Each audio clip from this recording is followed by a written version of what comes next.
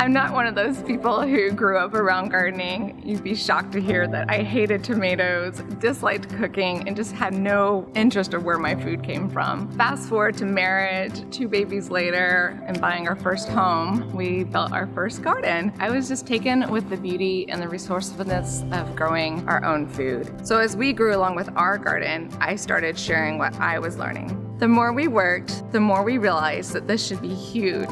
Kitchen gardens bring wholesome food, healthy lifestyles, relaxation, connection to nature. It makes us happy. It was on that foundation that we began Lettuce Grow Something. My very first client was a friend. We designed, built, and grew a beautiful kitchen garden together. Today we've grown, working with clients all over the Austin area. We've set out to make kitchen gardening something for everyone. We take you every step of the way in growing your own kitchen garden. Join us today and let us grow something together.